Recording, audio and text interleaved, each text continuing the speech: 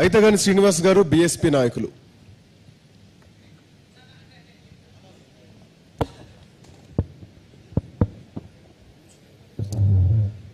జై భీమ్ మిత్రులారా, ఇంత మంచి కార్యక్రమాన్ని ఏర్పాటు చేసినటువంటి ఐ న్యూస్ వారికి జై భీమ్ తెలియజేస్తూ, ఇక్కడ ఉన్నటువంటి అధికార ప్రతిపక్ష నాయకులకు అండ్ అన్ని సంఘాల వారికి కూడా జై భీమ్ తెలియజేస్తున్నాం. సరే, అందరి సమస్యలు చెప్తా ఉంటే నా దానికి వచ్చేసరికి ఏముంటాయి అనుకున్నా. ఏదో ఒకటి మిగిలిచ్చినందుకు థ్యాంక్ యూ. మిగిలిచ్చారనుకుంటున్నా, ఒకళ్ళు ఎవరో చెప్తారేమో అనుకున్నా కానీ మొత్తం చెప్పకముందే ఆప్ చేశారు. సరే, నేను షార్ట్కటే చెప్తాను, ఎక్కడ ఆర్గ్యుమెంట్ దిగను, వాళ్ళని ఆవేశపెట్టను, వీళ్ళని హ్యాపీ చేయను.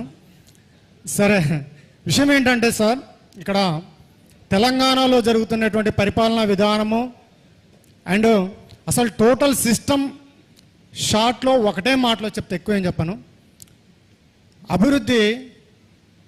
అభివృద్ధికి సంబంధించిన పథకాలు చాలా బాగున్నాయి. కళ్యాణ లక్ష్మి కానీ, దళితులకి 3 ఎకరాల భూమి కానీ, దళితులకి 10 లక్షలు ఇవ్వటం కానీ, బీసీలకు 1,00,000 రూపాయలు ఇస్తే బాగానే ఉంటాయి, ఇస్తే అన్నీ బాగానే ఉంటాయి.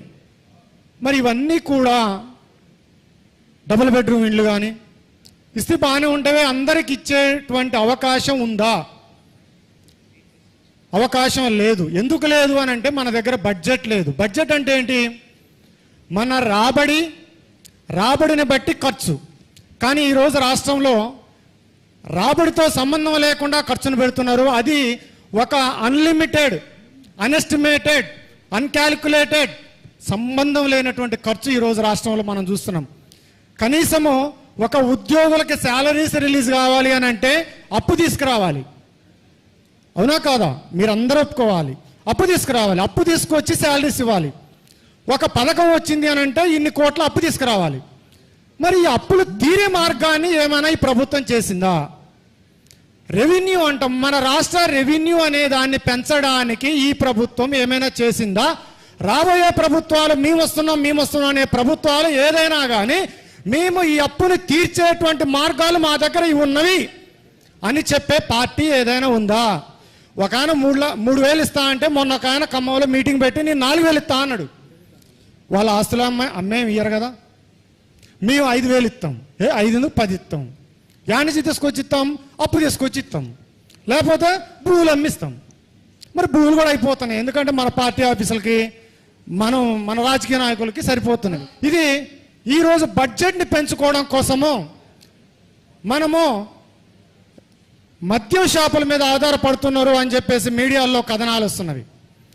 మద్యము అమ్మటం ద్వారా మాత్రమే ఈరోజు బడ్జెట్ అనేది పెరిగి దాన్ని ఖర్చు చేస్తున్నారు అంటారు. కానీ ఈ మద్యం షాపులు పెంచడానికి ఒక పెద్ద కుట్ర ఉంది దీని వెనక అని చెప్పేసి బహుజన్ సమాజ్ పార్టీ తరఫున మేము చెప్పగలుగుతాం.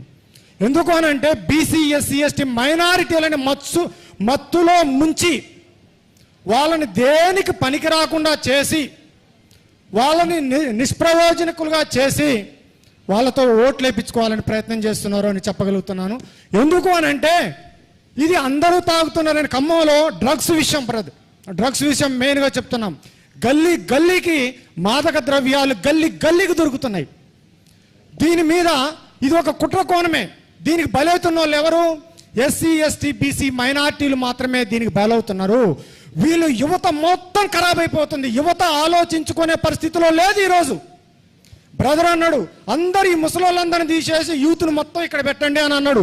బ్రదర్ చెప్తున్నా, మేమంతా అప్పుడు అన్నోళ్ళమే, మీ వీడికి వచ్చేసరికి ఇక్కడైనా ఎంత వయసు అయింది బ్రదర్, నేను కూడా అప్పుడు అన్నోడిని నేను కూర్చొని ఇక్కడికి వచ్చేసరికి ముసలోళ్ళమైనా. ఓకే, సరే, కంటిన్యూషన్. ఇంకొక మాట సార్, గవర్నమెంట్ భూములు పెరగవు.